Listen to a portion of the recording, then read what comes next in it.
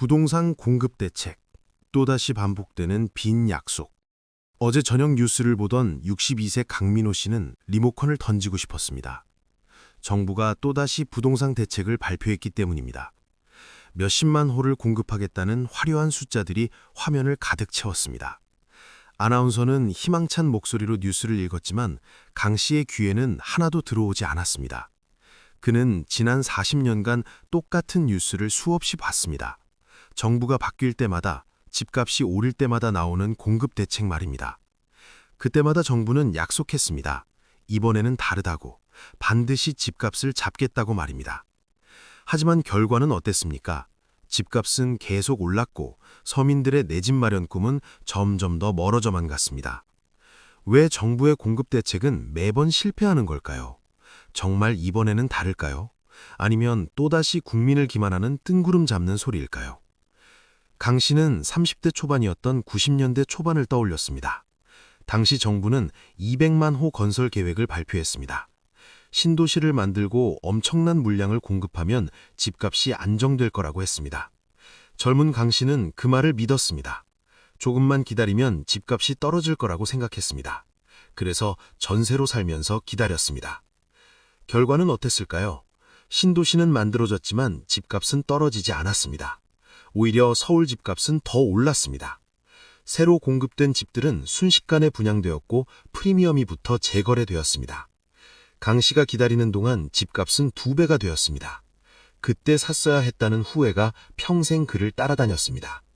이것이 우리가 겪어온 부동산 공급 대책의 진짜 모습입니다. 화려한 숫자와 거창한 계획은 많았지만 실질적인 효과는 미미했습니다. 인천에 사는 이순자 씨도 비슷한 경험을 했습니다. 2000년대 초반 정부는 또다시 대규모 공급 계획을 발표했습니다. 수도권 곳곳에 신도시를 짓겠다고 했습니다. 이 씨는 이번에야말로 기회라고 생각했습니다. 분양 광고를 열심히 살폈고 청약 통장에 돈을 넣었습니다. 하지만 현실은 달랐습니다. 인기 있는 지역은 경쟁률이 수백 대 1을 넘었습니다. 당첨되기가 하늘의 별 따기였습니다. 간신히 당첨된 곳은 교통도 불편하고 주변에 아무것도 없는 외곽 지역이었습니다. 입주할 때쯤 되니 집값이 분양가보다 떨어져 있었습니다. 반면 서울과 가까운 인기 지역은 프리미엄이 엄청났습니다. 이 씨는 깨달았습니다. 공급이 많다고 해서 모두에게 기회가 오는 것은 아니라는 것을 말입니다. 좋은 입지의 물량은 항상 부족했고 필요 없는 곳의 물량은 남아돌았습니다.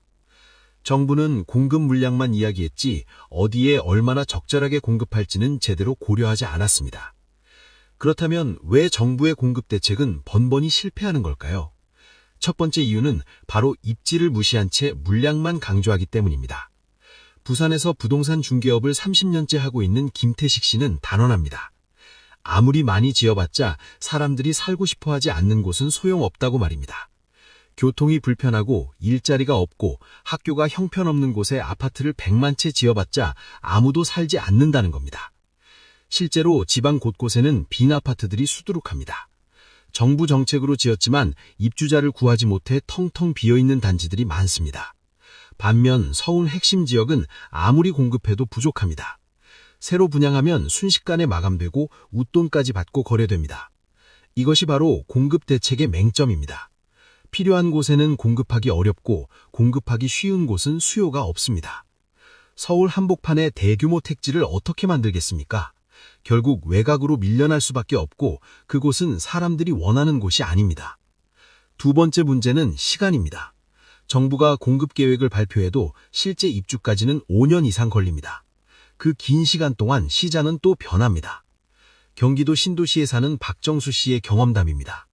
2010년에 분양받은 아파트는 2015년에야 입주했습니다. 그 5년 사이에 무슨 일이 벌어졌을까요? 집값이 폭등했습니다. 분양가는 평당 1,000만 원이었는데 입주할 때쯤 주변 시세는 평당 2천만 원을 넘었습니다. 공급 대책으로 집값을 잡겠다는 정부의 약속은 어디로 갔을까요? 더 큰 문제는 이 과정에서 투기 세력이 개입한다는 점입니다. 분양권을 전매하면서 엄청난 차익을 남깁니다. 정작 실수요자들은 비싼 프리미엄을 내고 사거나 아예 포기해야 합니다. 공급 대책이 오히려 투기판을 만들어주는 아이러니한 상황이 벌어지는 겁니다. 대전에 사는 최영미 씨는 분통이 터집니다. 정부가 공급 대책을 발표할 때마다 집값이 더 오른다고 말입니다. 사람들이 지금 사지 않으면 나중에 더 비싸질 거라고 생각하기 때문입니다. 공급계획 발표가 오히려 매수 심리를 자극하는 역효과를 낳는다는 겁니다. 실제로 과거를 돌이켜보면 정부가 대대적인 공급 대책을 발표한 직후 집값이 급등한 사례가 많습니다. 시장은 정부의 의도와 정반대로 움직였습니다. 왜 이런 일이 벌어질까요? 세 번째 문제는 바로 신뢰의 부재입니다. 국민들이 정부 발표를 믿지 않는 겁니다. 수십 년간 반복된 실패로 인해 정부가 무슨 말을 해도 믿을 수 없게 되었습니다.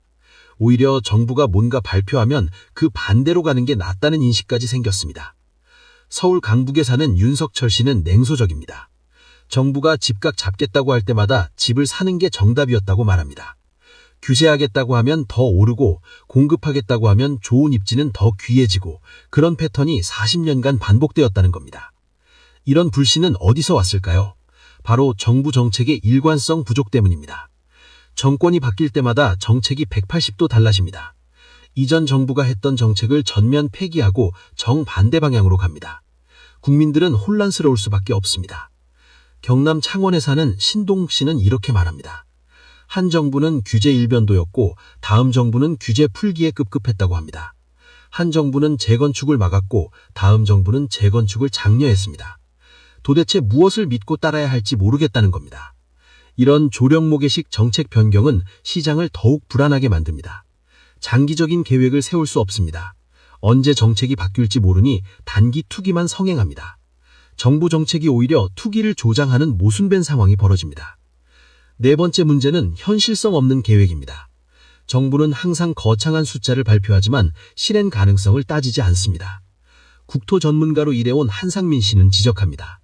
몇십만 호를 짓겠다는 계획은 좋은데 땅은 어디서 구할 건지, 건설 인력은 충분한지, 자금은 어떻게 조달할 건지 구체적인 내용이 없다는 겁니다.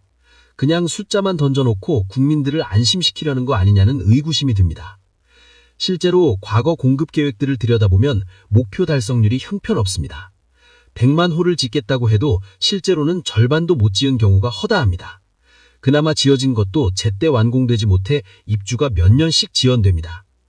부산 해운대에 사는 오현주 씨는 분양받은 아파트 입주를 3년이나 기다렸습니다. 당초 계획보다 공사가 계속 지연되었기 때문입니다. 그 사이 전세 만기가 돌아와 이사를 2번이나 해야 했습니다. 이사 비용에 전세금 올려주느라 저축한 돈을 다 썼습니다. 정부의 공급 계획이 자신에게는 오히려 고통이었다고 말합니다. 이런 문제들의 근본 원인은 무엇일까요? 바로 정부가 시장을 통제할 수 있다는 착각입니다. 부동산 시장은 복잡한 유기체입니다. 수요와 공급, 금리, 경기, 심리 등 수많은 요인이 얽혀 움직입니다. 이것을 정부가 계획대로 조종할 수 있다고 생각하는 자체가 오만입니다. 서울대 부동산학과를 졸업하고 시장 분석가로 일하는 장미희 씨는 말합니다. 시장은 살아있는 생명체와 같다고 합니다. 정부가 이쪽을 누르면 저쪽이 튀어나오고 저쪽을 막으면 다른 쪽으로 물이 샙니다. 완벽하게 통제할 수 있는 것은 불가능합니다. 그렇다면 어떻게 해야 할까요? 정부는 그냥 손 놓고 있어야 할까요? 절대 그렇지 않습니다. 다만 접근 방식을 바꿔야 합니다. 제주도에서 작은 건설 회사를 운영하는 김원배 씨는 제안합니다. 거창한 계획보다는 실현 가능한 작은 계획들을 차근차근 실행하는 게 낫다고 말합니다. 100만 호를 5년 안에 짓겠다는 것보다 10만 호를 확실하게 1년 안에 공급하는 게 낫다는 겁니다. 또한 물량보다는 질에 집중해야 합니다. 아무데나 많이 짓는 것보다 사람들이 정말 살고 싶어하는 곳에 적절하게 공급하는 것이 중요합니다. 이를 위해선 교통, 일자리, 교육, 의료 등 인프라를 함께 고려해야 합니다. 광주에 사는 최동훈 씨는 말합니다. 신도시를 만들면서 학교부터 지어야 한다고 합니다. 입주는 했는데 학교가 없어서 아이들이 몇십 리 밖으로 토학하는 웃지 못할 상황을 본 적이 있기 때문입니다. 제대로 된 생활 환경을 만들어야 사람들이 옵니다. 무엇보다 중요한 것은 일관성입니다. 정권이 바뀌어도 흔들리지 않는 장기적인 부동산 정책이 필요합니다. 이것은 여야가 함께 머리를 맞대고 만들어야 합니다. 정치적 이해관계를 떠나 국민을 위한 정책을 만들어야 합니다. 하지만 현실은 어떻습니까? 여당과 야당은 부동산 문제조차 정쟁의 도구로 삼습니다. 상대 정당이 했던 정책은 무조건 반대하고 폐기합니다. 이런 식으론 절대 문제가 해결되지 않습니다. 서울 마포구에 사는 배성호 씨는 한탄합니다. 정치인들은 자기들 집은 여러 채씩 가지고 있으면서 서민들 걱정은 하는 척만 한다고 말입니다. 선거 때면 되면 부동산 공약을 남발하지만 당선되고 나면 슬그머니 잊어버립니다. 이제 우리 국민들도 깨어나야 합니다. 정부의 화려한 공급 대책 발표에 현혹되지 말아야 합니다. 숫자에 속지 말고 실질적인 내용을 따져봐야 합니다. 정말 실현 가능한 계획인지 구체적인 실행 방안이 있는지 꼼꼼히 살펴봐야 합니다. 또한 정치인들에게 요구해야 합니다. 당장 표를 얻기 위한 포퓰리즘 정책이 아니라 진정으로 주거 안정에 도움이 되는 정책을 만들라고 말입니다. 우리의 목소리가 모이면 변화를 만들 수 있습니다. 인천 부평에 사는 유현숙 씨는 최근 지역 국회의원 사무실에 전화를 걸었습니다. 공급 대책의 문제점을 조목조목 지적했습니다. 처음에는 형식적인 답변만 돌아왔지만 포기하지 않고 계속 의견을 냈습니다.